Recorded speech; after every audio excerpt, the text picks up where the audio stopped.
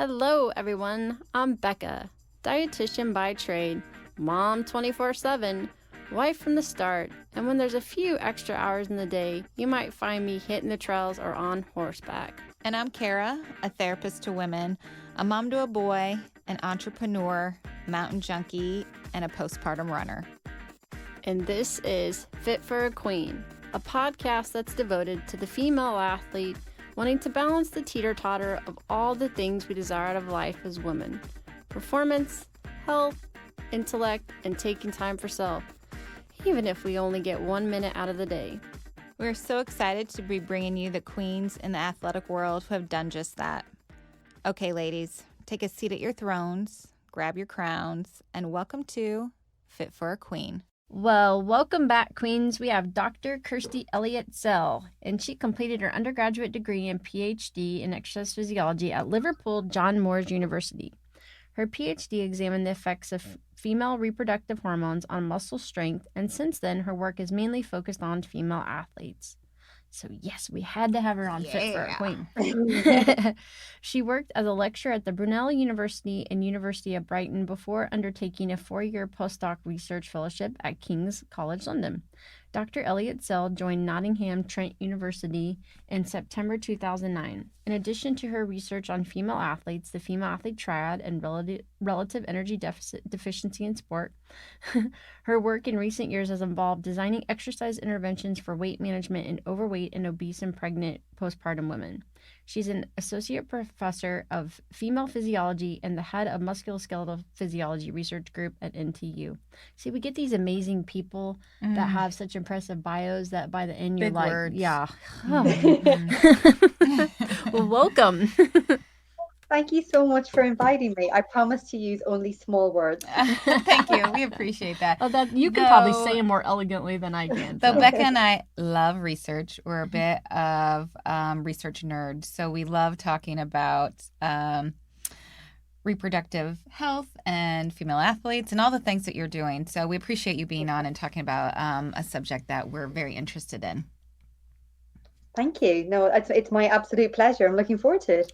So obviously you have quite the extensive background. Tell us a little bit about your journey into this work. Oh, wow. Oh, I accidentally fell into this work, to be really honest. But I'm so glad I did. So I guess the short version is that I had a really fantastic PE teacher when I was at secondary school. So if you haven't guessed already from the accent, I'm Irish. And so we call sort of our sport is called PE, which stands for physical education. Mm-hmm. And my PE teacher was a fantastic woman. And she really got me into sport.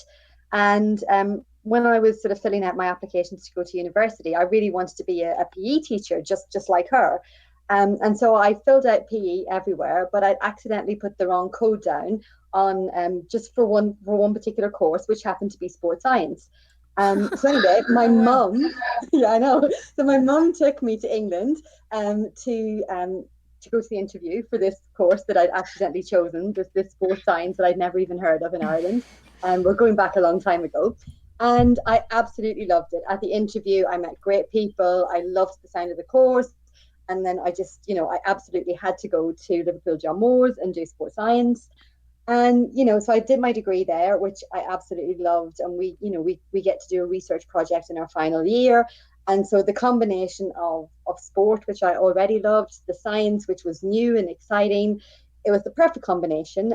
So when I finished my degree, I was super lucky that at the time, the same university was offering some fully funded PhDs. So I applied, clearly, and I took up the position to basically extend the work of Dr. Julie Greaves. So she'd been researching in female athletes for her PhD, which she'd finished. And the university and that department were really keen to keep going with this because they knew it was quite sort of groundbreaking, really exciting work. So I got the position to start there, and the rest is history. I absolutely loved the area of female sort of reproductive sports science. And yeah, that was a long time ago. So that was in the late 90s. And I've been chipping away at it ever since. So I accidentally fell into something I absolutely love. Literally, I love that. That's a good journey. I love it too. It's like showing up in class and You're like, sitting in there "Wait." and you're like, wait, I think I'm in the wrong class. But instead you went ahead and stayed and But I love it. look at what happened. So true. So yeah, so just look out for new and exciting opportunities. And the fact that the PE teacher, that's such a great comment that I think a lot of people don't realize the role that that teacher can have shaping young female athletes from day one. That's So some great PE love teacher. it. Yeah. Mhm. Yeah, no, it's I really do genuinely, she changed the course of my path. And if it hadn't have been for her, I wanted to be a lawyer, which my husband tells me I'd be quite good at because I'm very argumentative. So if this whole sports science female athlete thing doesn't work out, I'm heading next off law school. You can use those skills on him only. That's helpful. But gosh, that is kind of part of our career is the fact that we have to be able to argue both sides, especially in Absolutely. science. So, Mhm. and your husband also is a researcher, right? He is, yeah. So yeah, my husband is Professor Craig Sale. I met him at university, which was great. We went to the same university, and yeah, actually our research areas complement each other, which is useful. So although we try and keep our home life separate from our work lives, but yeah, we collaborate a lot, and his area of bone health is really complementary to the work that I do with female athletes. So yeah, you'll see us sort of together a lot, and it really works very well for us. And yeah, so it's been a great relationship, sort of both on and off the sports field. Let's put it that way. Well, after listening to you at the female athlete conference, I told Kara, I was like, we have to get her on because birth control in female athlete and amenorrhea have had so much controversy. But I really loved the fact that you kind of had this neutral approach looking at the pros and cons, and we can't just assume put them on birth control, don't put them on birth control. So can you talk a little bit more about some of the reasons or the way that you would walk through when you're educating somebody on the use of birth control? Yeah, absolutely. So yeah, you're right. I don't advocate either way. I think we have to take this by a case by case approach. Clearly birth control is, a woman's right. It's super important. Without birth control, we may lose a lot of our great athletes to, pregnancy and, unplanned pregnancies and, absolutely, there's somebody's personal choice. If there's scope to use something else or to make a different choice, or if they're not needed, then I think we could have some really great conversations there. So yeah, first point is absolutely every female athlete, every female's choice to use birth control, and nobody should be put down for that. Second to that, outside of birth control, we know that for many athletes, hormonal contraceptives can alleviate some really horrible side effects of the menstrual cycle, debilitating side effects. And without the hormonal contraceptives, they wouldn't be able to train or compete anyway. So it could affect their sort of sporting career in that way. And also, there's other medical complications and conditions that would warrant hormonal contraceptives as a treatment. So really, for those two reasons, I think we mustn't ever say that hormonal contraceptives are bad or shouldn't be used. They absolutely have a place in life, in society, in sport. As I said, on the flip side to that, if they're not needed, then we shouldn't go on them just for just to use them to manipulate our menstrual cycles. So in our experience, so some work I've done with my now graduated PhD student, Dr. Dan Martin, we did a questionnaire study to sort of look at why our female athletes in the UK were using oral contraceptives. And actually, very quickly we learned that many weren't using it for contraception purposes. Many weren't using it to control or, alleviate other conditions. Many were using it to manipulate their sort of natural physiological menstrual cycle. Mm-hmm. So, for example, what I mean by that is they wanted to maybe avoid bleeding, during a particular competition, or they wanted to be able to train without worrying about, if you're a rower and you're out on the water for hours on end, it's really disruptive to have your period. So they were using these hormonal contraceptives to get rid of that and to manipulate their cycles. And in such cases, I think that's where we can have really interesting conversations and say, well, look, if you don't need it for reason one or two, and you're just doing it for this, maybe we can look to do something else that doesn't change your endogenous, your natural hormonal profile. Because actually, we hypothesize that if you continue to use a hormonal contraceptive year on year on year without a break, we don't have necessarily a big data set to support this, but it makes common sense that we want our bodies to be in homeostasis. So all the time we try to get back to homeostasis. What is our natural programming? Our natural programming is to go through puberty and have a menstrual cycle, to have cyclical changes, rises, and falls in estrogen and progesterone. If you take a hormonal contraceptive, that gets rid of that natural rhythm, it down regulates, so it completely changes and lowers those hormones. And it means that you're not in homeostasis, you're not doing the natural thing. So it should make sense that, there may be some long-term negative side effects associated with that. The big one that you mentioned, Becca, at the start about sort of amenorrhea and relative energy deficiency in sport, this is one where really, hormonal contraceptives play a big part. So what I mean by that is, if you have somebody with low energy availability, they don't have enough energy for everything, for sport, for physiological processes, for good health. And in this case, the body is quite clever. It sacrifices the menstrual cycle. It basically says to itself, do I need to fuel this marathon today, or do I need to fuel, having a baby? And so it basically says, no baby today. I'll, turn off that system. And so if you are a non-hormonal contraceptive user, if you have low energy availability, if you lose your menstrual cycle, if you don't have a period anymore, that's a really great early warning system. If you're a hormonal contraceptive user, for example, you don't have this system because you don't have a period to lose. You have a withdrawal bleed if you're on the type of contraception that allows you to come off it for so many days per month, but that's entirely different.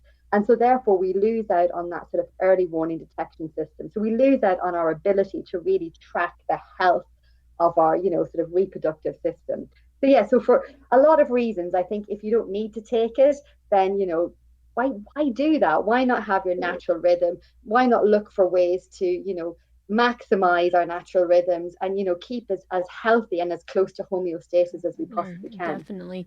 And I love too the educational piece on not all birth controls are created equal, like the different ratios of progesterone and estrogen and how that can impact performance. I mean, those are things that really nobody started to talk about till you guys. And I'll try to find that link to the infograph that you guys had during that presentation as well, so we can put that with our show notes. Yeah, it's a really great infographic. From the girls from Australia, they've done some really great work in their lab, and it's so true that we tend to oversimplify things. So of course there's the whole debate in its most simplistic form. You have male versus female athletes. Okay, so that's the most simplistic you can get.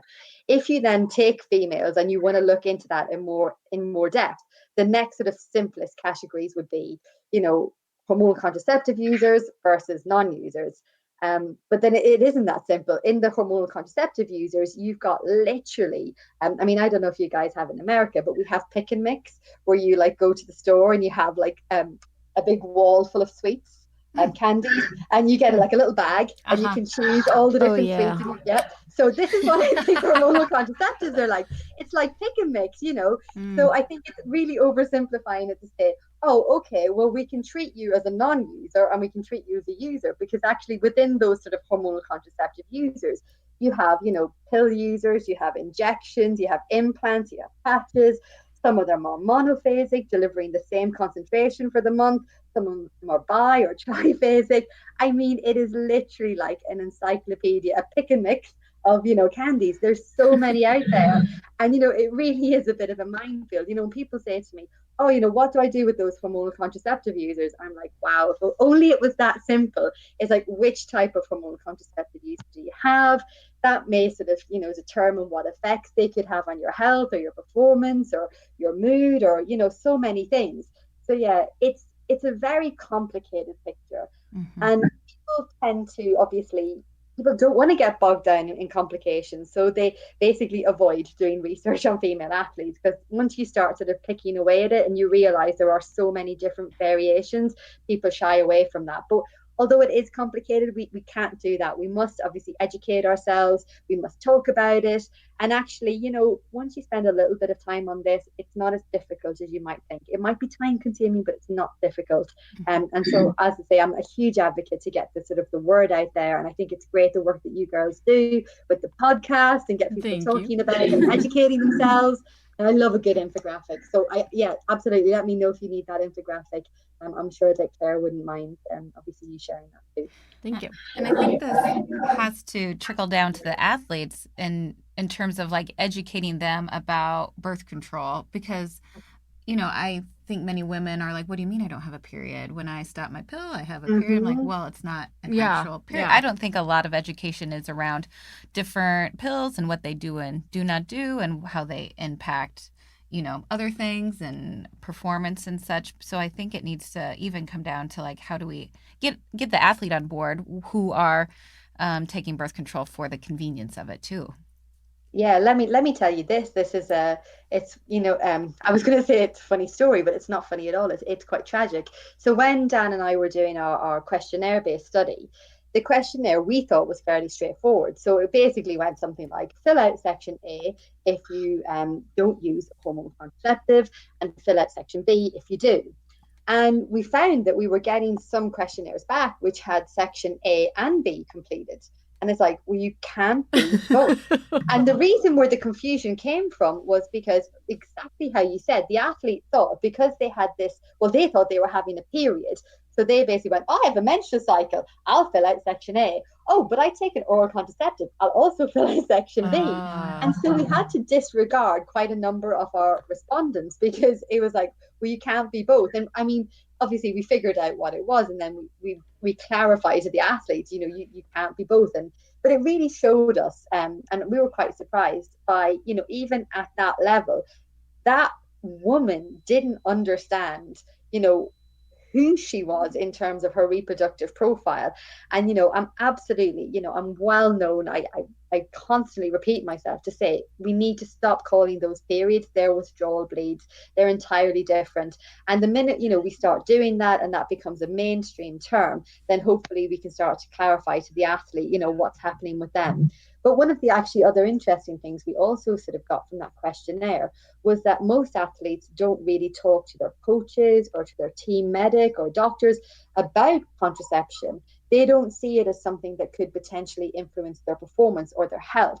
So clearly, exactly what you said, we really need to educate people. And it starts with just the most basic of conversations, whether it's the coach with the athlete or, a practitioner or nutritionist or, any member of that sort of network or support team for the athlete, just sitting down, cup of coffee, saying, so look, do you mind? Let's have a chat about this. And, let's determine who you are, what this could mean to you. And, mostly we're looking to monitor changes in performance or changes in health.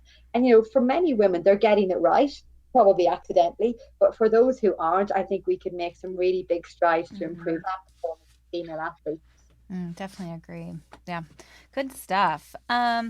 You have become a big advocate for Fearless 261. Tell us how that is going. We love Fearless 261. So this happened at the Female Athlete Conference that Becca's mentioned. So I was lucky enough to see Catherine Switzer give her talk there. And yeah, her talk really resonated with me. So I have two sons, and coincidentally, the year before, so basically last year, the year before I went to the Female Athlete Conference, we'd seen Catherine's story on the BBC in England, and I remember chatting to it about it with my two sons, and they really couldn't understand. So they're 11, they're twin boys who are 11, and they couldn't understand that this woman, was told she couldn't run in the marathon, and that doesn't, that wouldn't happen in their world today. So yeah, so last year we'd had this really interesting conversation, having seen her on the news, and then fast forward a year. Catherine was at the Female Athlete Conference and gave this really great presentation talking about not just what had happened to her, but how she'd used her experience to basically, obviously, help other sort of females out there. So anyway, sorry, I always give too long of an answer, but she really inspired me. And after her talk, I'd pop to the toilet. I won't overshare, but I popped to the toilet and happened to bump into Catherine in the hallway. And yeah, we had a little chat. I can't lie, I had a little selfie because a bit of so we had a chat, and I mentioned to her that recently I'd taken up running. So yeah, about 2 years ago now, when I hit 40, I decided to take up running, to do something for myself, to show also my children that you can do something that you didn't think you were capable of. So I've started running half marathons in the last, as I say, 2 years. So I'm brand new to running.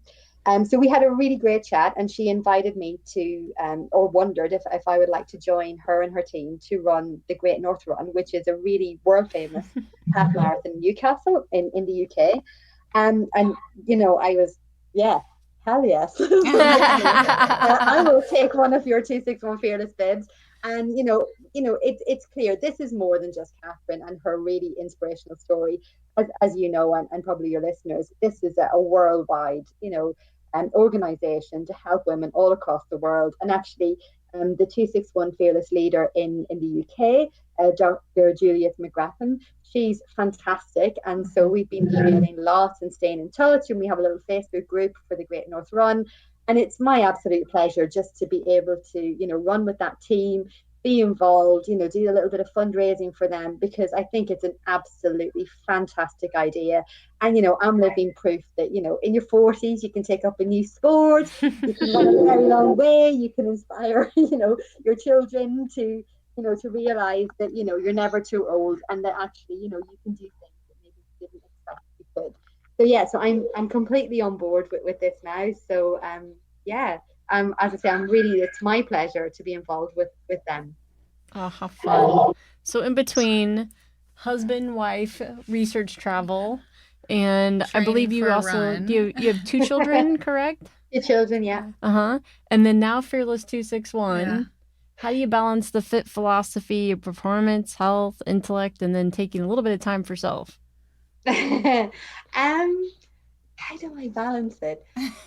For me, I think that I'm super efficient with my time. I love a good list. I live my life with lists. So I try to work not necessarily for a long time, but I try to do a lot in the time where I'm working. And for me, I guess a big wake-up call, or well, not a wake-up call, something that really influenced me was, so my dad passed away when I was 24. He was 49, and he died of a heart attack. And he really did, so I can joke about it now, but the saying that, somebody dropped dead. Well, that's what my dad did. I didn't know that people really did that. So he died from his very first heart attack. And so, I realized that, life is short. And I think, on my deathbed, what are the things that I'm going to value the most, regret the least? And I think that sort of keeps it real. So, it's about saying, some days, do I really need to do one more hour of work? Is that the thing I'm going to regret on my deathbed? Probably not. So I'm going to go outside and watch the boys play soccer, or I'm going to go for a run, or I'm going to chat to my friends. And I think it is just surrounding yourself with great people. As I said before, I have a great husband, 2 lovely boys. I mean, don't get me wrong, they're far from perfect, but I love them very much, and they're great. They're really good boys. And I have a best friend, which I think is really important. My best friend Kerry, she is, cheaper than therapy. I love her to pieces. And yeah, so I have a good family. I've, a good job, and I've been able to connect with a lot of great researchers around the world. And particularly, I thought the Female Athlete Conference that Kate Ackerman runs, attending this year has been a game changer for me. I've met some fantastic people. And I guess I'm just really fortunate that the mix right now is good. But one thing I will say that, I want to say, I think, which is really important, is that I took a 2-year career break when I had my twin boys. And I think that, for me, that's what I wanted to do. I really, really wanted children. And I took my time, took 2 years off. And since when I went back to work after the 2-year career break, I worked part-time because I wanted to be able to have a really active role with my two boys. And where we live, we don't really live near any family. So, we're sort of doing it alone. Mm-hmm. And so, I took my time, went back part-time and, picked up little pieces. And then, the ball starts rolling again. So what I guess I'm trying to say in a very long-winded Irish way is that, don't be afraid to take some time off and don't be afraid Right. to do the things that you really want to do. I really wanted to be a mum. And, I've loved every minute of it. And now my guys are going to secondary school now. So they need me a little less. And, it's really coincided with a really great time for my research is coming together. Reputation is starting to grow a little bit. And yeah, it's, I guess, a perfect storm for me right now. I'm really fortunate. I hope it will continue. But yeah, I guess my message is just surround yourself with good people and just remember to take some time off. Working part-time doesn't have to, it's not a bad thing. It won't end your career. Right. Yeah, so I guess, sorry, that's a really long answer. No, but great one. A great message of finding your tribe and doing it your own way. So we love that here. Kirsty, thanks so much for taking time, and I hope you enjoy the rest of your week, and we'll see you soon, hopefully at a conference. Yeah, absolutely. I'll certainly be looking out for you guys. Be nice to see you and to chat again. And yeah, thanks so much for having me on. You bet. Have a great day. Bye, Thanks. Queens. Today's episode is brought to you by yours truly. I'm excited to announce the releasing of my book, Finding Your Sweet Spot in Sport, Avoiding Relative Energy Deficit in Sport, also known as RED-S, by optimizing your energy balance. Be sure to follow me on social media or go to my website, www.beccamccombel.com, to find out when the release date is set and when it'll be on Amazon. Bye, Queens. For additional information on today's topic and guests, follow us on Facebook, Twitter, and Instagram at Fit for a Queen. And Hashtag Fit for a Queen. don't forget to rate us on iTunes. We can't wait for you to join us next time on Fit for a Queen. Bye, Queens.